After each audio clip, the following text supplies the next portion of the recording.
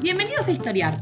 Este podcast fue creado y producido por la ASAI, Asociación Argentina de Investigadores de Historia. Un podcast sobre historia argentina, latinoamericana y mundial. Acompáñanos en este recorrido por el pasado para pensarnos en el presente.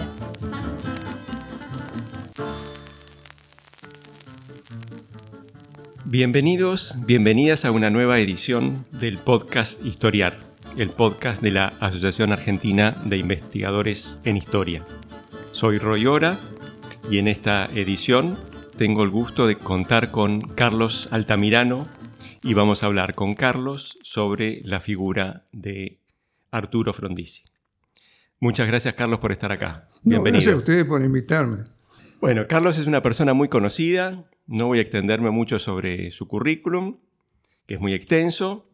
Solo voy a decir que es uno de los grandes exponentes de la historia intelectual argentina, animador en su momento de la revista Punto de Vista, fundador también del Centro de Historia Intelectual de la Universidad Nacional de Quilmes, junto con Oscar Terán, autor de trabajos clásicos sobre la historia de nuestro pasado.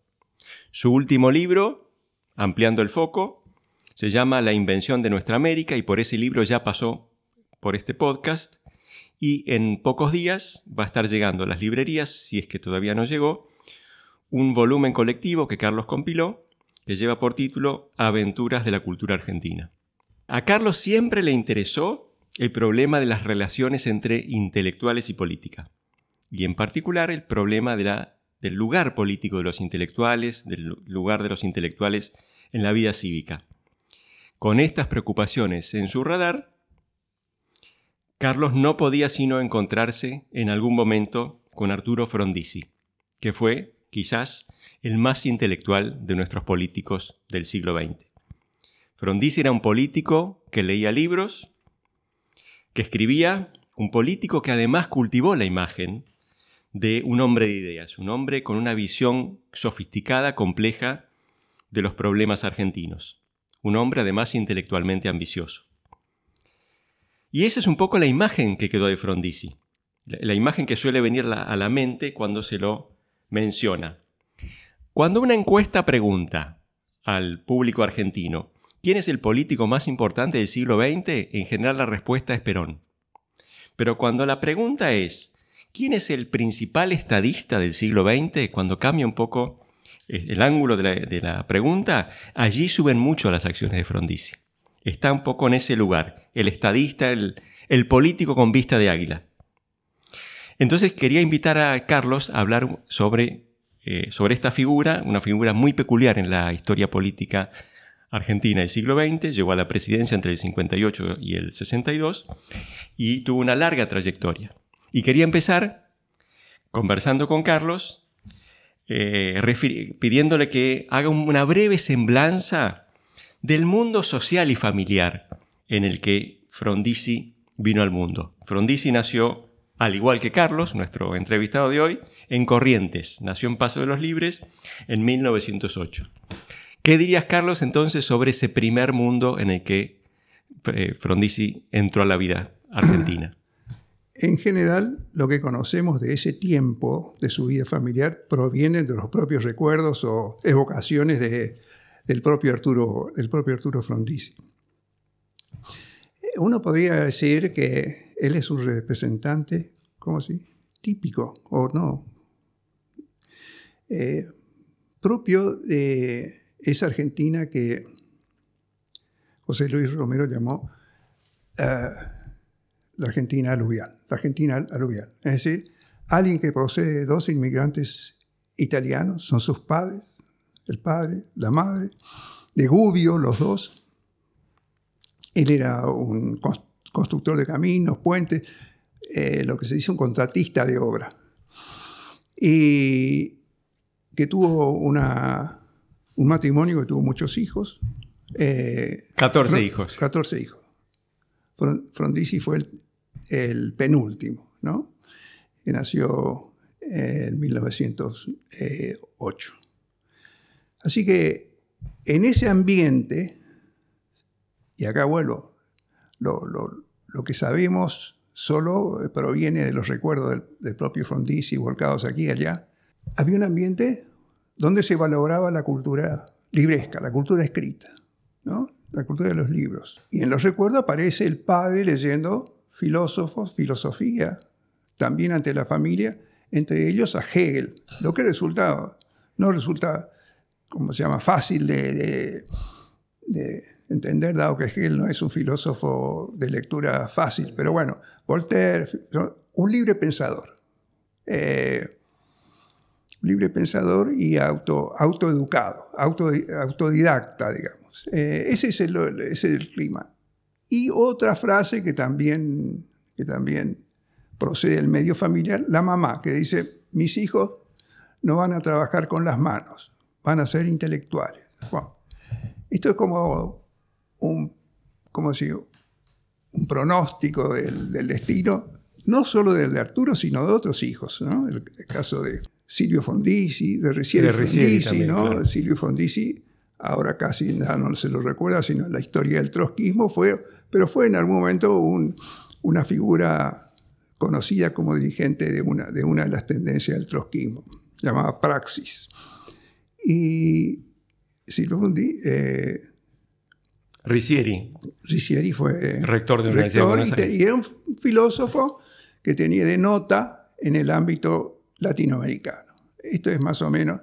Así que Frondizi va a ser de esas personas que a los ojos de los políticos es un intelectual y a los ojos de los intelectuales es un político. ¿No? Ese juego va a ser su carrera, mientras esta estuvo así en primer plano. Una historia singular, pero no excepcional, de una familia inmigrante muy ambiciosa intelectualmente, ¿no? Así Estoy es. pensando, por ejemplo, también en el caso de los Sábato, Así es. que también tiene rasgos que emparentan esa experiencia Así es.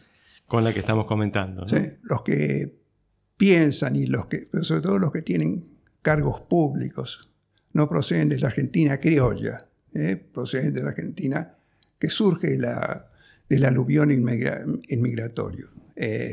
Eso va a cambiar. Yo no sé, bueno, hay una cosa que comienza con Frondizi y hay que aguardar hasta Menem, que es otro cauce de la inmigración, ¿no? De los sirio-libaneses.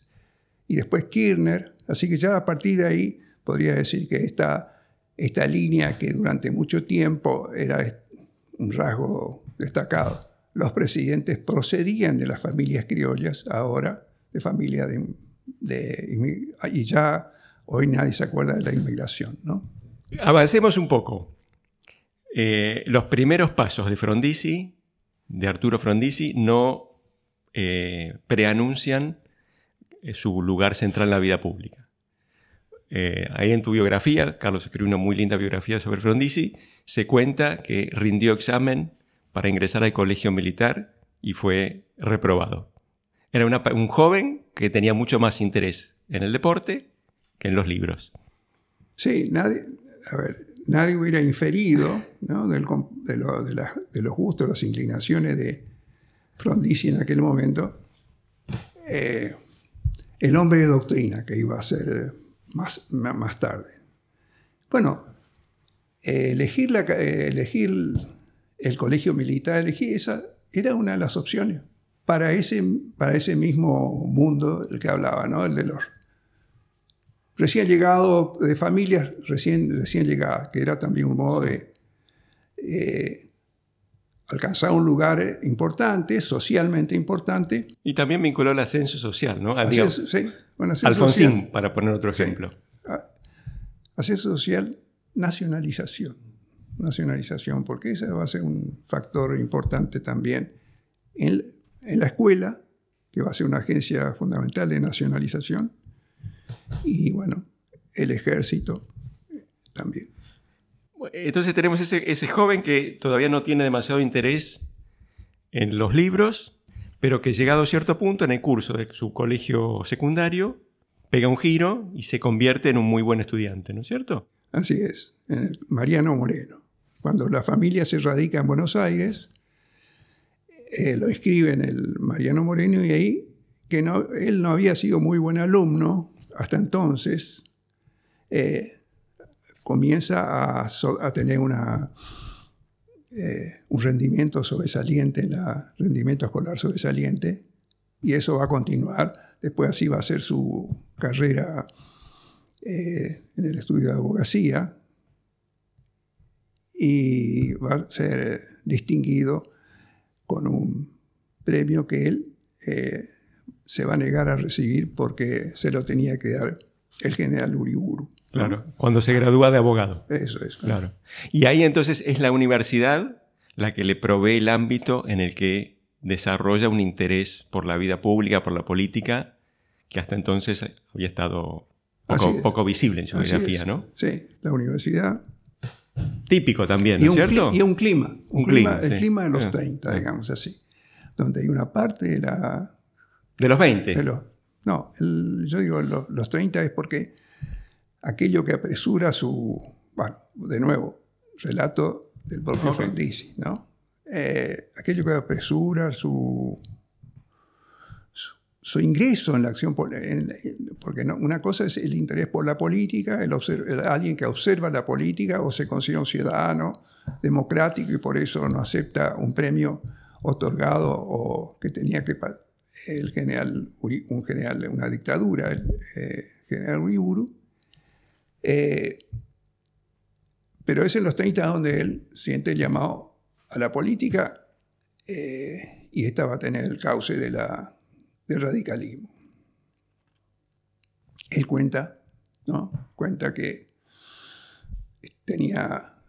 era muy joven cuando vio pasar al ejército en camino a la Casa de Gobierno para derrocar a Irigoyen. Claro. Eso fue es un hecho, ¿cómo decir?, iluminador. Claro, 6 de septiembre de 1930. Eso es. Entonces ahí ingresa a la política como actor de la constelación de izquierda del radicalismo. De la ¿no es cierto? constelación de izquierda del radicalismo. ¿Dónde lo pondrías ahí? ¿Cómo lo ubicarías en esa constelación irigoyenista de izquierda? Bueno, él es parte de un grupo o de una generación que quiere hacer del irigoyenismo una fuerza de ideas, del radicalismo un partido de ideas, un partido con doctrinas, y en particular del irigoyenismo, sacarlo de la imagen de partido personalista que gira en torno a una figura caudillesca, como era popular, como era Irigoyen, y convertirlo en un partido dotado de un bagaje ideológico que lo situara en la vida pública con un mensaje, un proyecto. Bueno, uno podría decir que el grupo de Forja tuvo más o menos la misma idea y las fuentes de inspiración para Forja, y yo no diría tampoco que Frondizi hubiera sido ajeno a ese mundo, fue el APRA. El APRA como una izquierda antiimperialista. El APRA, el partido peruano, estamos hablando del partido peruano. Una izquierda antiimperialista y de arraigo nacional. Es un periodo, como decir, de nacionalización de las izquierdas en muchos lugares, asumir la condición de país dominado o país dependiente según los lenguajes que se empleen. Esto lo coloca al joven Frondizi, recientemente graduado como abogado, en la izquierda del Partido Radical, un partido en ese momento dominado por Alvear, ¿no es cierto? El alvearismo es la corriente más potente y él está entonces en una posición relativamente disidente, ¿no es cierto? Una pregunta sobre este periodo, Carlos. ¿Te parece que hay temas originales en el pensamiento de Frondizi en estos años? Él ya es una figura que tiene cosas importantes para decir, cosas de su cosecha, o más bien son los temas tradicionales del antiimperialismo de izquierda. Depende del contexto en que lo ubiques. Era original, novedoso, junto con otros, en el ámbito de la Unión Cívica Radical. Si ampliara el medio dentro del cual lo inserto, ya no sería tan novedoso. Él va a recordar lo que debía su pensamiento político a Harold Lasky, ¿no? Un intelectual o un ideólogo del laborismo inglés. y que tuvo mucha influencia en su orientación hacia la izquierda. Una izquierda que hoy, que si empleáramos el lenguaje de hoy, diríamos una izquierda socialdemócrata.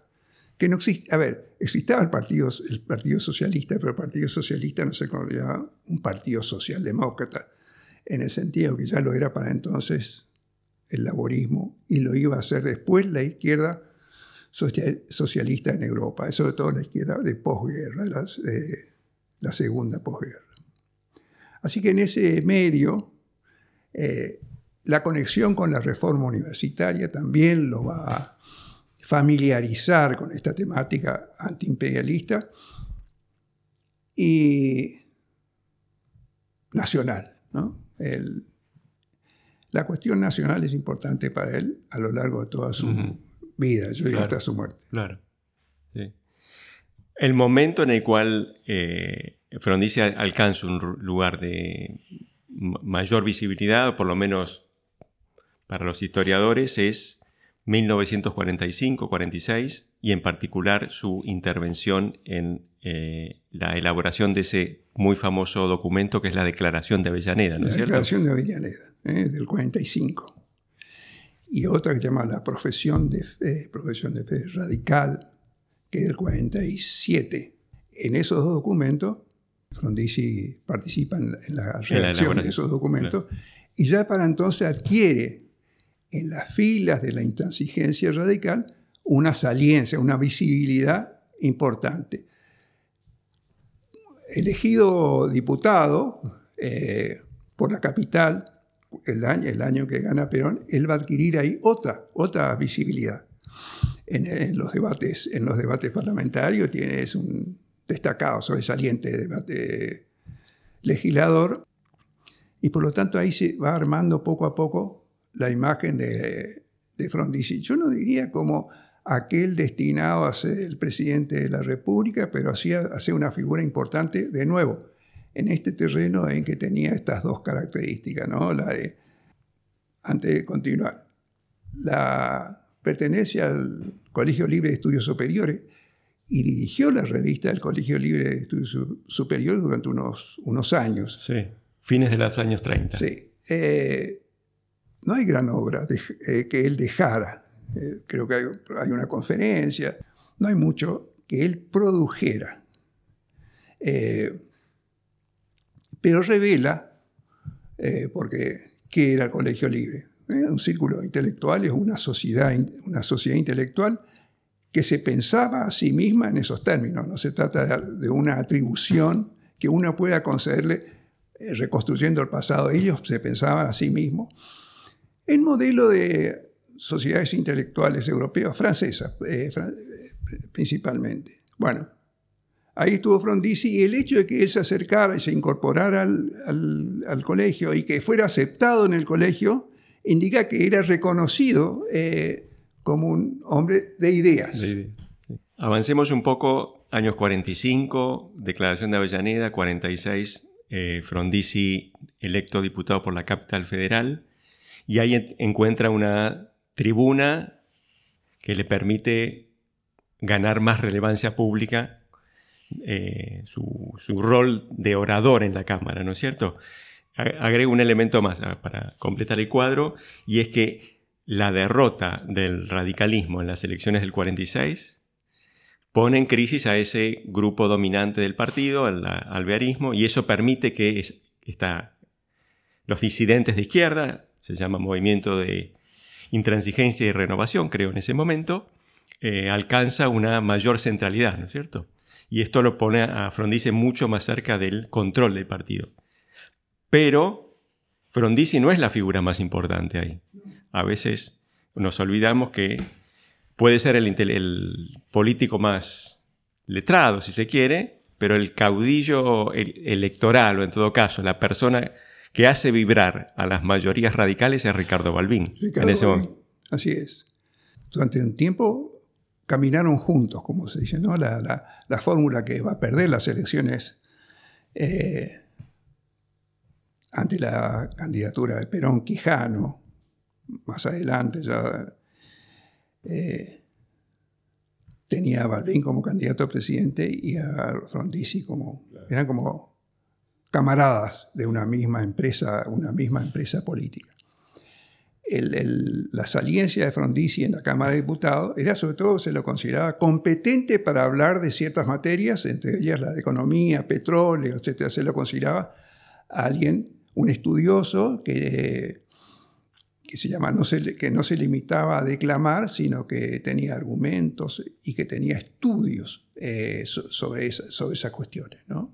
Así que, y un hecho muy importante para su trayecto en este sentido es el gran debate sobre el petróleo que se abre allá por el año 54, cuando Perón decide hacer un acuerdo con la Standard Oil, lo que significaba, a los ojos de una parte del peronismo, incluso de sus dirigentes, John William Cook, por ejemplo, y a los ojos de los nacionalistas que eran como compañeros de ruta del peronismo, también.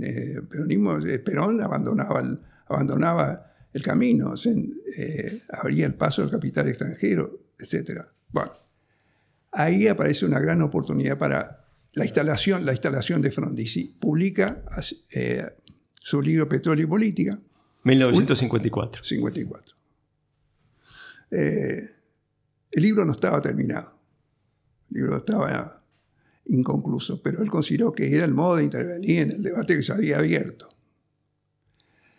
Pero lo notable de ese libro, no es el volumen largo, que yo no creo que no se volvió a editar nunca más, la introducción, que se llamaba La lucha antiimperialista, donde esta orientación de izquierda se coloreaba aún más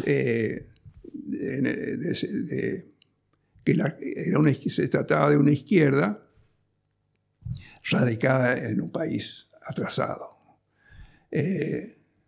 Esto se va a editar muchas veces y va a ser lo que más se va a leer por parte de los jóvenes que van a acompañar a Frondizi después. Ese es quizás el texto más famoso de Frondizi. Así es. ¿No es cierto? Sí.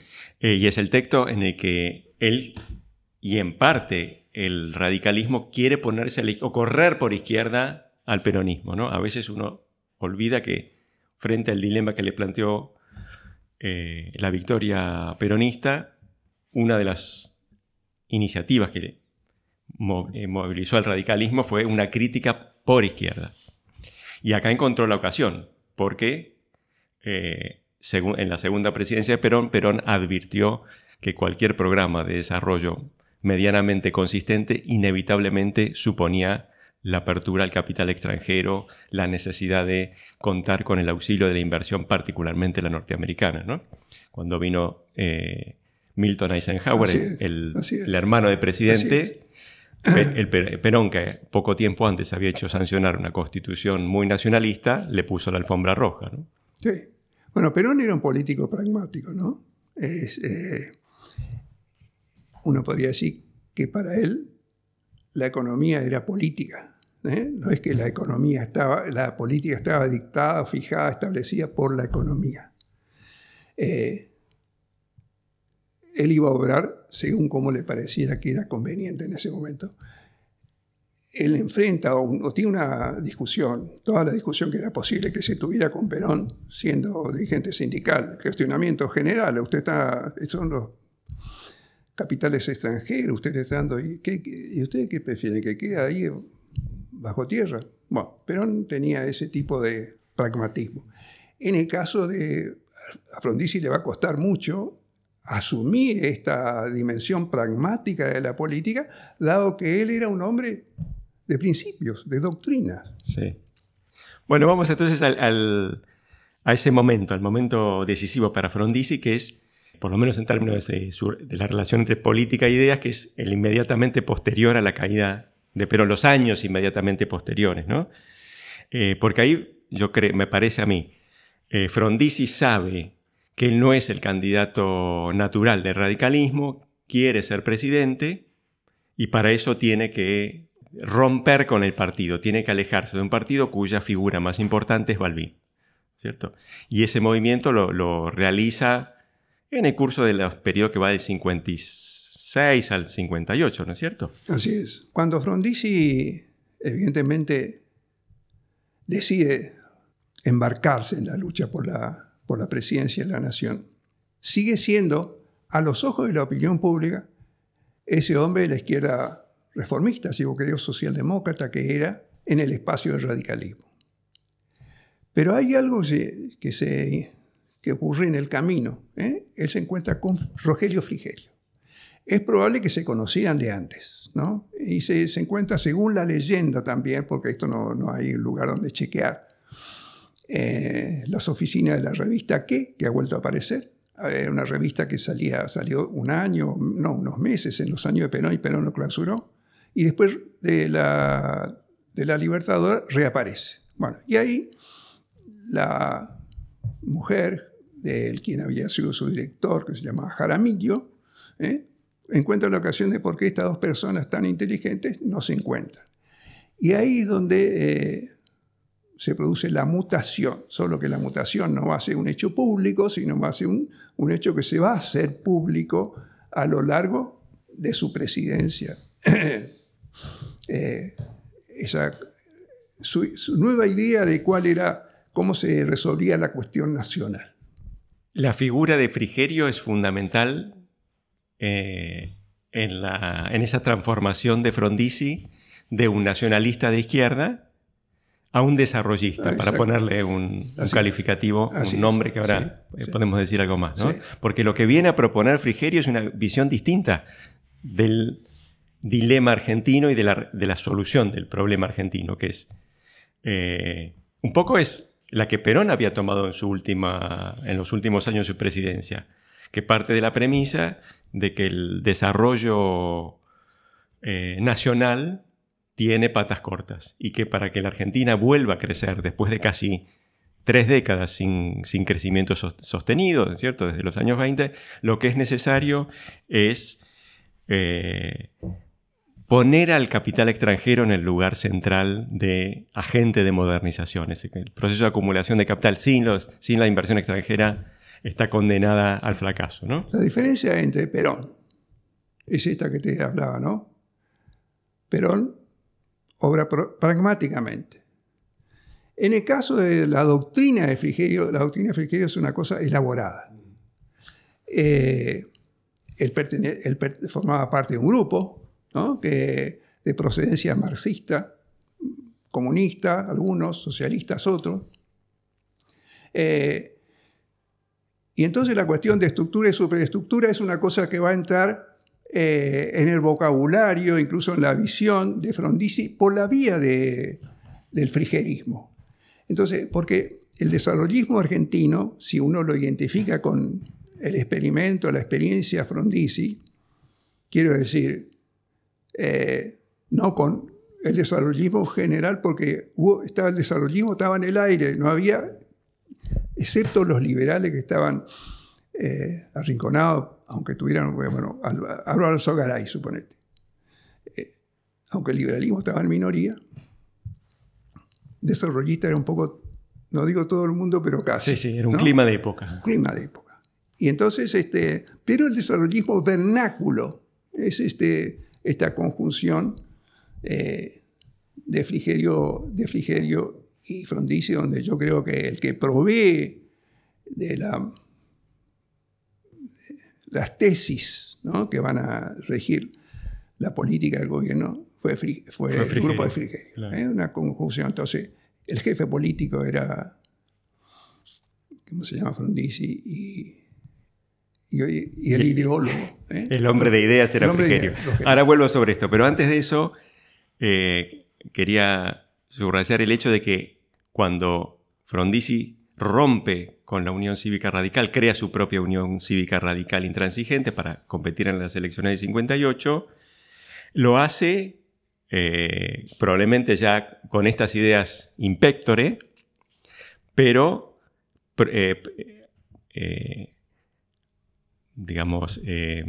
ofreciendo una visión que tenía mucha más relación con su trayectoria previa que con las nuevas ideas que va a desarrollar en el curso de su presidencia, ¿no es cierto?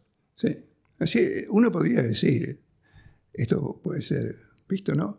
Como va a ir sacando el velo de a poco. Lo que conserva del viejo Frondizi, pero también estaba Frigerio, es que el Estado tiene un papel. En ese sentido, eso lo separaba de los liberales, para los cuales había que salir del estatismo. Desperonizar la economía era salir del dominio del Estado. Entonces, Frondizi no va a hablar claramente de sus cambios, las va a ir dando a conocer de a poco. Tiene grandes crisis con su ala izquierda, el ala de lo que Rucchi llamó los frondicistas por razonamiento. No procedían de la fila del radicalismo. Algunos sí, podían ser los Viñas, por ejemplo, que tenían un padre radical. Pero otros, y me acuerdo una anécdota que me contó Susana Fiorito. Esto todavía no se había producido la división. Frondizi y Balbín van a una reunión del comité del partido de la provincia de Buenos Aires, en la que habla Balbín. Y que Balbín miró hacia donde estaban ellos y dijo algo así: porque radical se nace, no se hace. Así que esto era cosa que yo creo que sigue rigiendo todavía. Cada vez más. El caso Lustó. Sí. De modo que uno quería sacar al partido de un partido tradicional, popular, hacia un partido popular modernizado. Bueno, antes de meternos en la presidencia de Frondizi, hacemos una breve pausa. Este es el podcast de ASAI, la Asociación Argentina de Investigadores en Historia. Te invitamos a asociarte y a seguirnos en las redes, en Twitter, en Facebook, en Instagram. Podés encontrar toda la información sobre la asociación en nuestra página, asai.org.ar. Te esperamos todos los sábados con un nuevo episodio de Historiar sobre los grandes temas de nuestro pasado, abordados por especialistas e historiadores profesionales de manera rigurosa y cordial. Seguimos con nuestro episodio de hoy. Muy bien, seguimos conversando con Carlos Altamirano sobre la figura de Arturo Frondizi. Y quería preguntarte, Carlos, sobre la presidencia de Frondizi. Y comienzo por la elección que lo lleva a la presidencia, esa famosa elección de marzo, si mal no recuerdo, del 58, en el que Frondizi gana en gran medida gracias al apoyo que le presta Perón. 23 de febrero. 23 de febrero. 23 de febrero de 1958. Gana las elecciones con la ayuda del voto peronista, y que procedía de un acuerdo con Perón. Algunos decían que el acuerdo fue escrito, eso no sé, no hay ninguna prueba de eso. Pero el acuerdo parecía consistir, porque hay distintas versiones, consistir en ir devolviéndole al justicialismo la legalidad en el campo político, y a los sindicatos, ¿no? Frondizi va a maniobrar para ir prorrogando la legalización del peronismo, pero ya desde el 56, cuando él hace una declaración y hace propio el radicalismo la idea de que un sindicato por industria hace una sola CGT. O sea, ahí aceptaba o hacía suyo para el radicalismo esto que el peronismo había producido, ¿no? Porque lo que estaba en la mente de muchos era qué hacer con el peronismo, ¿no? Para algunos no había que llamar a elecciones todavía hasta que el peronismo no desapareciera, suponete, para Gioldi, el socialista. Américo Gioldi, no, hasta que el peronismo... Wow. Para otros era necesario ir, ¿cómo se llama? Incorporándolo de a poco. Porque se consideraba que para muchos esa masa estaba como en disponibilidad. ¿No? Ya había quedado, el con Perón en el exilio, esa vía había quedado disponible. Y el asunto era cómo captarla. Y Frondizi va a ser uno de los que se va a dar una estrategia. Y el asunto es que esa estrategia va a unir una parte del radicalismo, una parte del peronismo y una parte de los nacionalistas. De modo que el gobierno que el líder, el jefe político que se hace cargo del gobierno el 1 de mayo del 58, ¿no? Ya no es aquel que había ingresado en la competencia por la lucha electoral un par de años antes en la rivalidad con Balbín. Esto solo se vería más adelante, pero ¿puedo contar una anécdota? Sí, dale. Entrevisté a mucha gente, bueno, unas cuantas, que lo conocían a Frondizi. A Sánchez Orondo, uno de ellos. Y él me contó... Marcelo Sánchez Orondo. Marcelo Sánchez Orondo, nacionalista, que habló con gran respeto por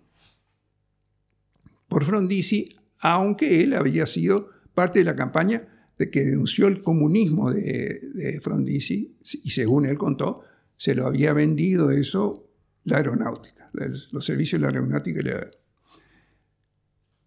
Y él hizo de mediador, antes de que esto ocurriera, mediador en el encuentro de Frondizi con quienes eran figuras del mundo conservador, liberal conservador.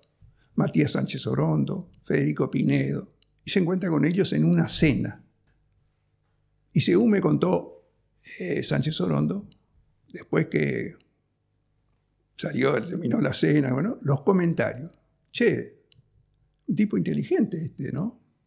Dijeron, Félix Luna, a quien también entrevisté, me dijo que cuando volvió, Frondizi dijo, che, son inteligentes estos conservadores. Así que era... Félix Luna en ese momento era muy, muy frondicista, muy desarrollista. Exactamente, había escrito ese libro importante que se llama Diálogos con Frondizi. Claro. Bueno, así que, ¿cómo se llama?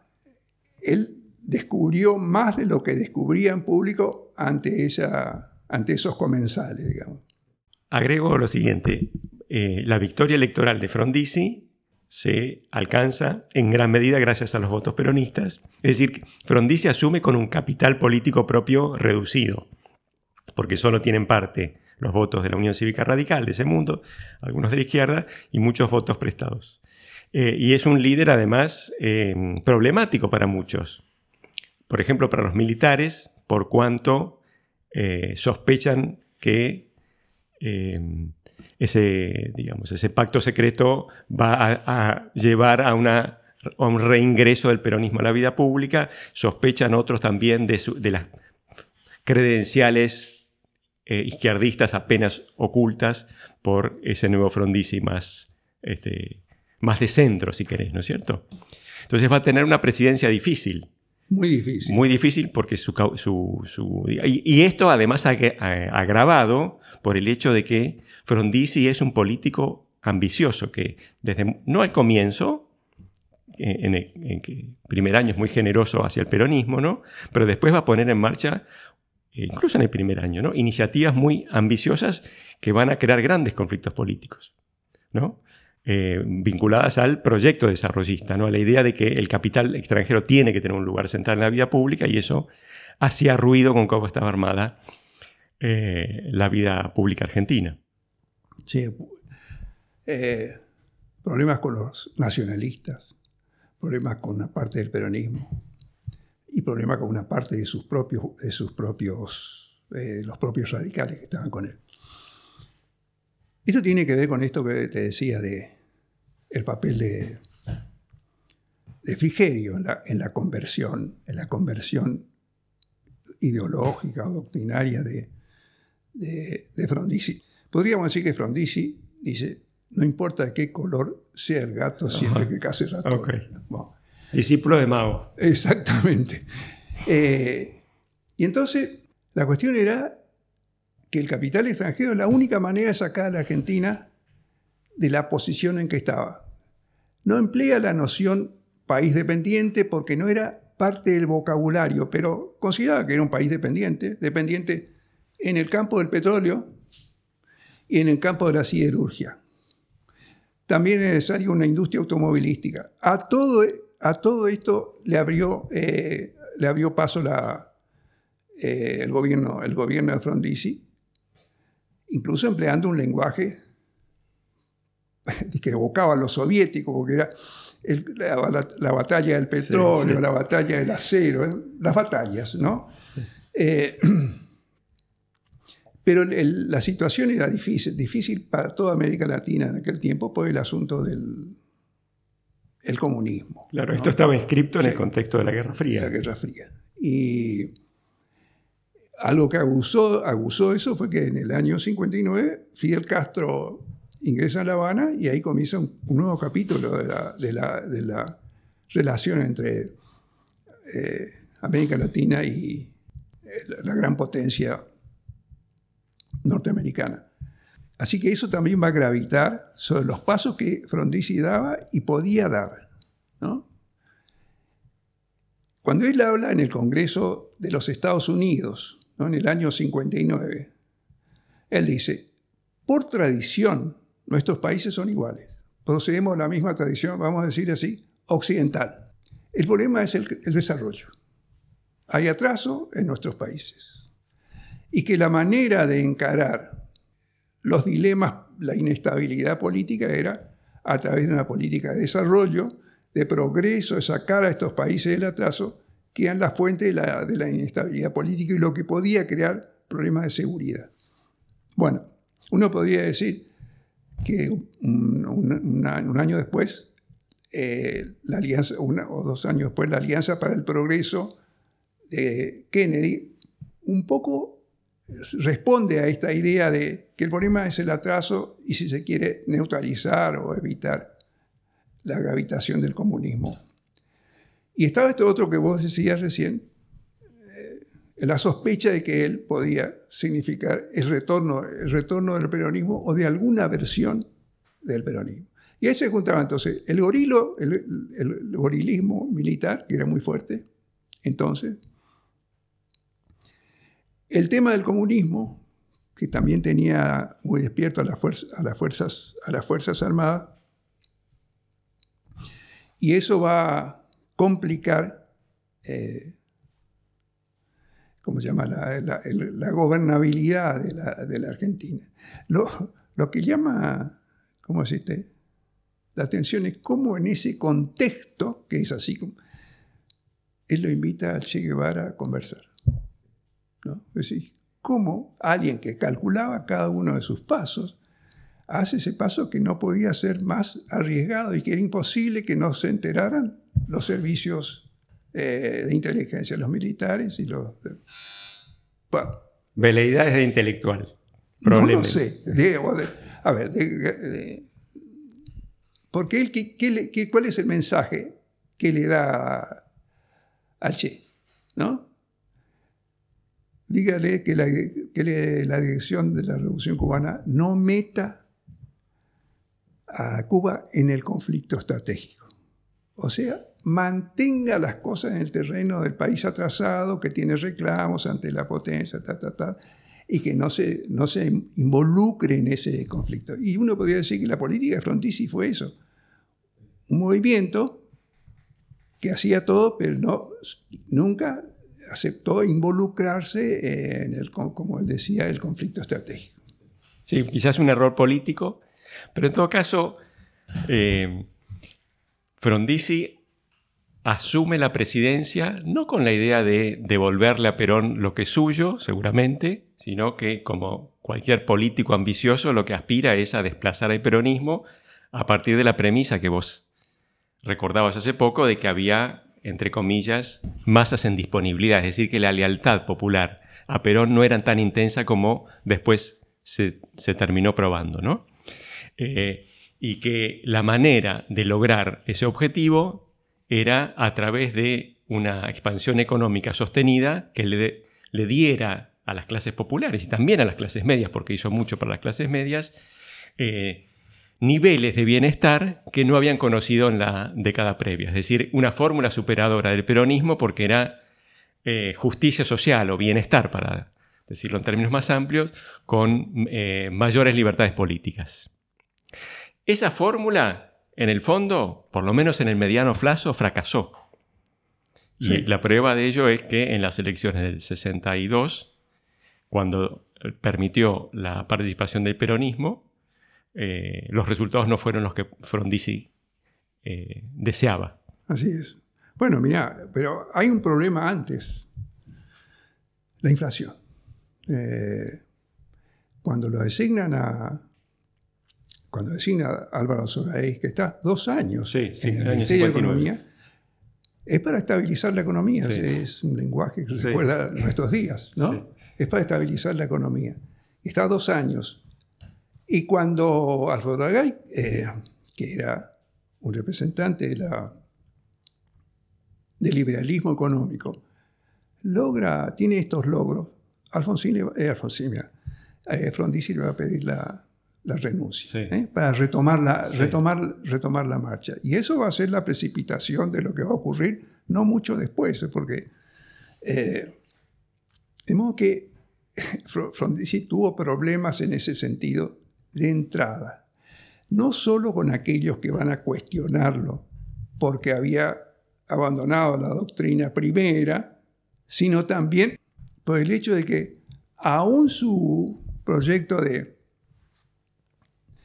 implicaba que no importaba de dónde vinieran los capitales, siempre que estuvieran al servicio del desarrollo nacional, y eso le reservaba al Estado un papel de cerebro.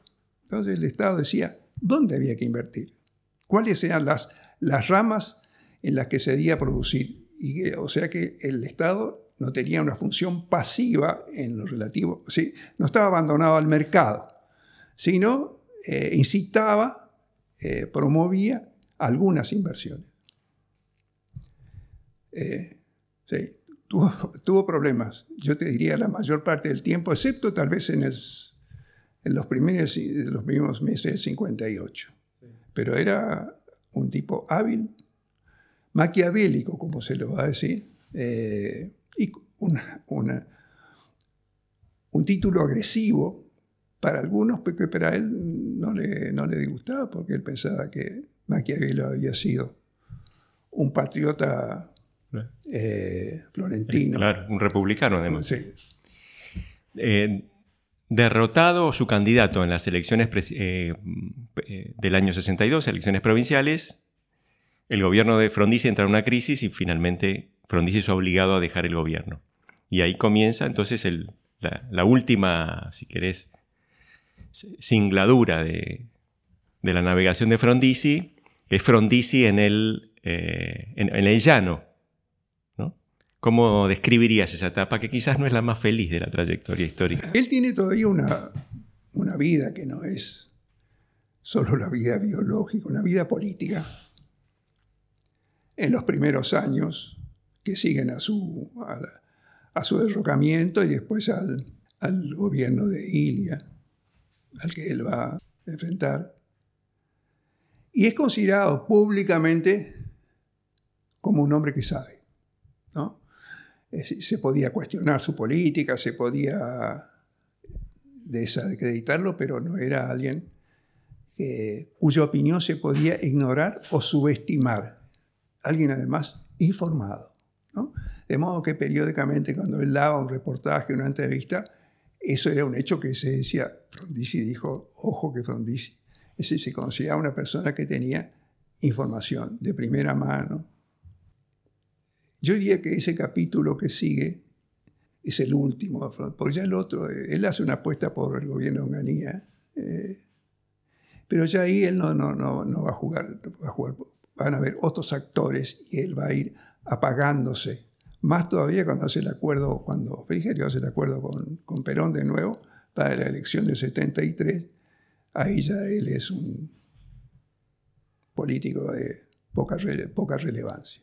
Si tuvieras que decir algo sobre el legado de Frondizi, ¿qué dirías? Te hago 2 o 3 observaciones en relación con esto. Una, Recién mencionabas Maquiavelo, y Maquiavelo fue una figura que siempre se invocó para pensar a Frondizi, ¿no? Sobre todo en torno al problema del divorcio entre política y moral, y en particular en el caso argentino, si querés peculiaridad, que no fue el único, que subió al gobierno promoviendo ciertas cosas y en el gobierno hizo otras. Menem es otro ejemplo de eso, del primer Menem, ¿no?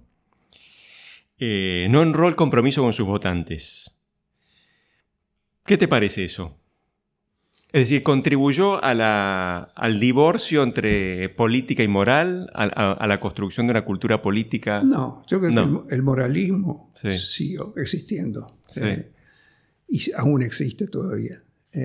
Quiero decir, el juicio moral sobre la política. Sí. Y la política como una actividad... en el trabajo es el que vos estamos hablando con vos. Yo cito una frase de Ortega y Gasset, ¿no?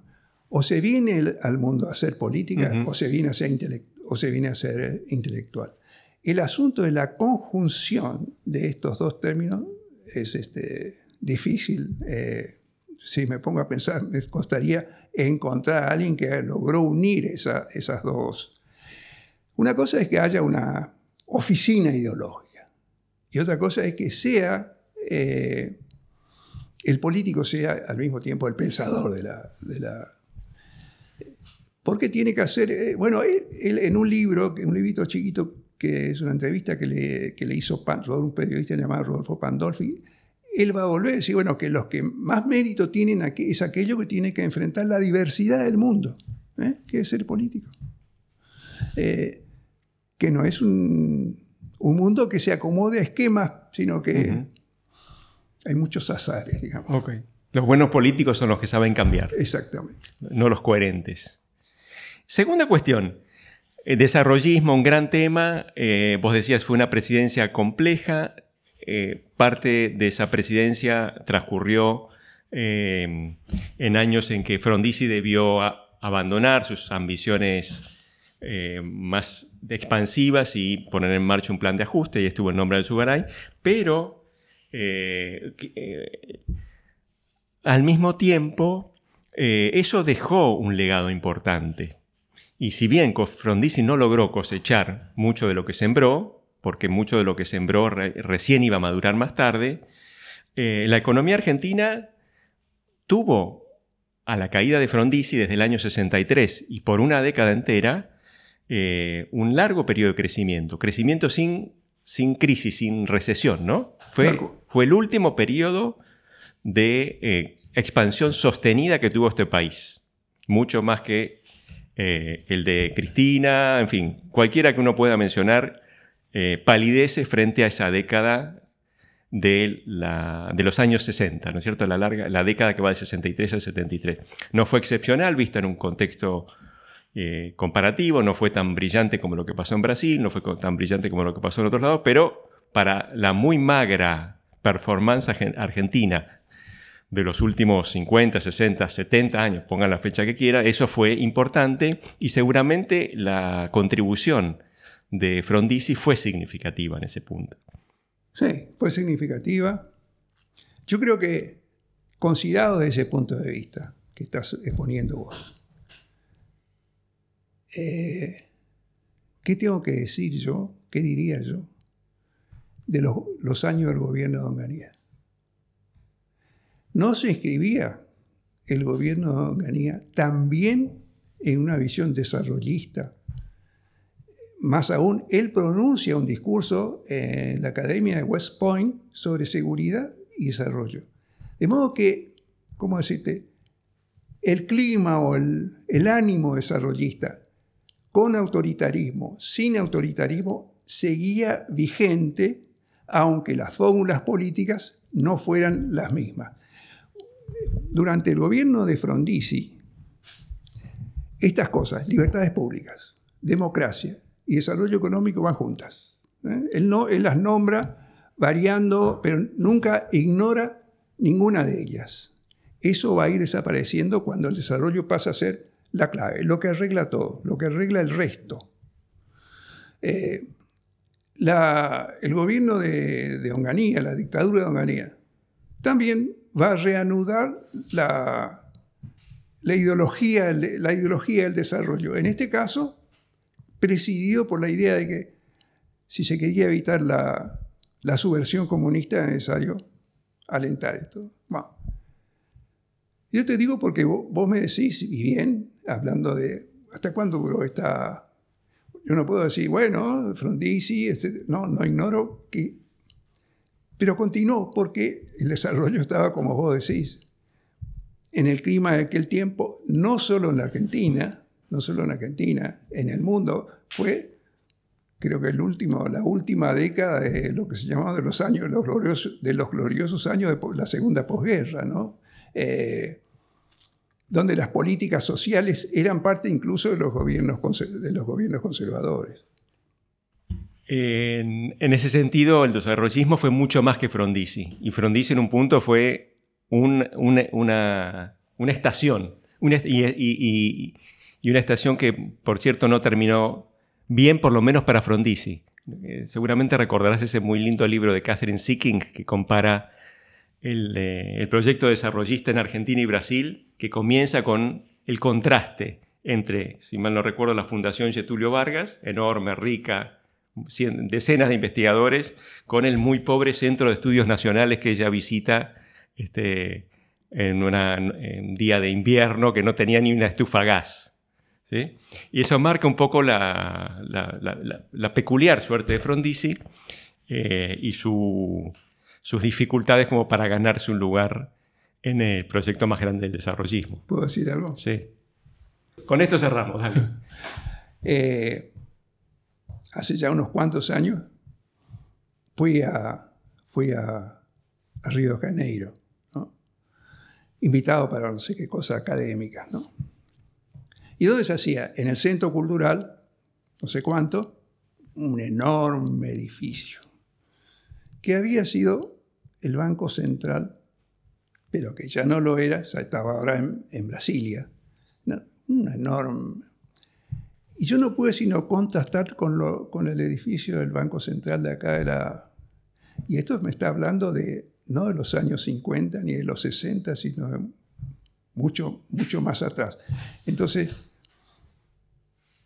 las comparaciones. Cuando el camino de Brasil adquiere esa magnitud que lleva a que su Banco Central fuera incomparablemente más grande. Yo me acuerdo cuando entré por un estudio, entré en había una puertita de madera que no sé si no tenía un hilo. Entonces de modo que, ¿cuándo se produjo ese distanciamiento? No sé, ¿en los 30? No sé. Bueno, probablemente desde muy temprano, ¿no? Porque la relación entre Estado y mercado en Brasil tiene otra trayectoria, ¿no? Así es. Pero en todo caso, bueno, muchas gracias, Carlos, por conversar con nosotros sobre la trayectoria de Arturo Frondizi. Nos despedimos, te agradecemos haber estado acá y nos vemos la semana que viene con otra edición de Historiar.